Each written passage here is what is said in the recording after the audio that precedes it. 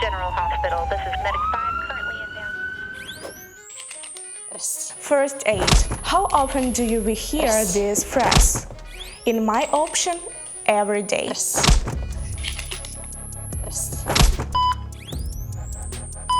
Oh no, we lose him here.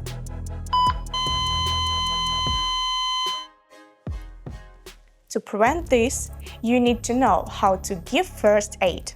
But do we really know how to provide that first emergency aid to someone who truly needs it in a responsible and dangerous moment?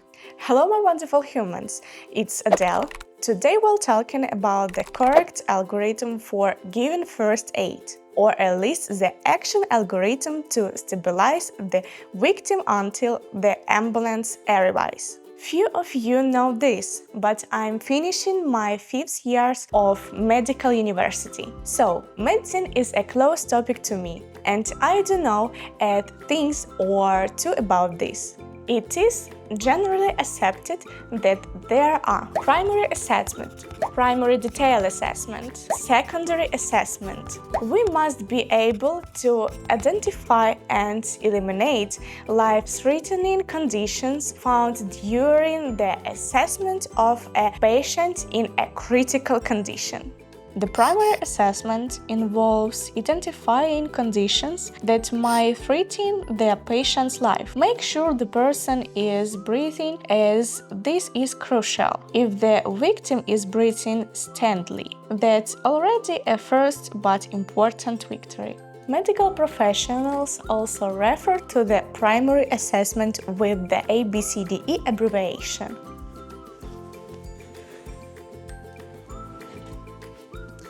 Where A. Airway, B. Breathing, C. Circulation, D. Disability, and E. Exposure.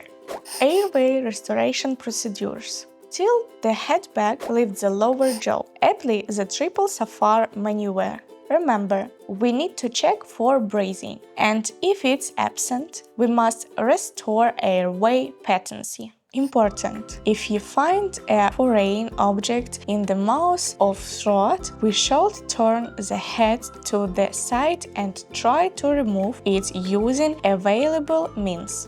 See, hear, feel.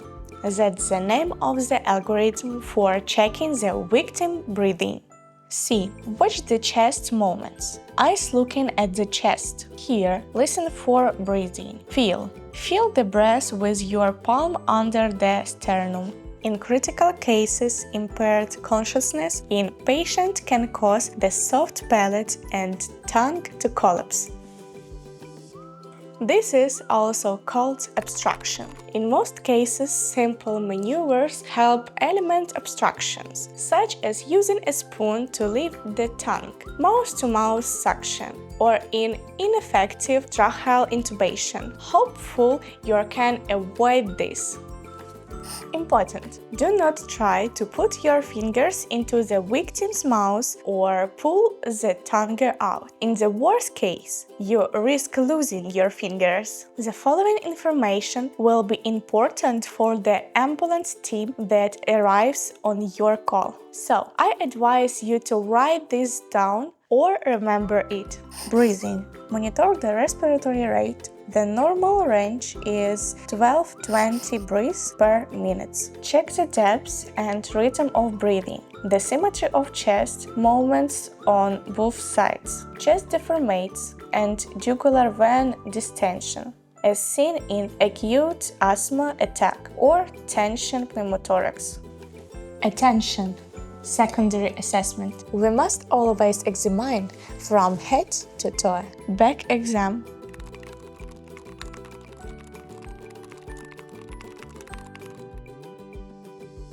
Head and neck exam. Start with the C7 vertebra. Abdominal exam.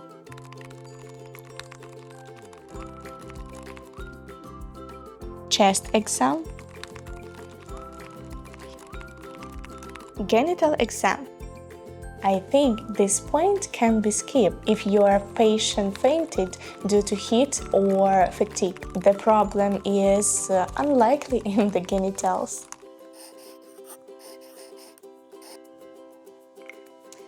cardiac monitoring. And here most of you may say, "Oh damn, where can I get an ECG machine in the field?" Friends, we live in 21st century. Many of you have an Apple Watch that can record an ECG. Just put your Apple Watch on the victim's wrist and record an ECG.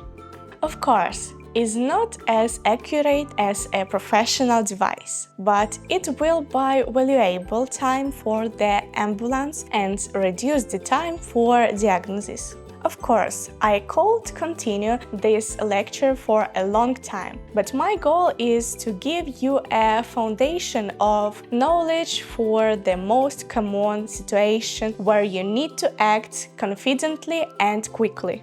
So, this was your Adele. If you are interested in video lesson like this, I'll make a more detailed video for you about what to do if someone chokes on candy or popcorn, how to correctly perform artificial respiration or chest compression, and other useful and truly necessary action in difficult situations.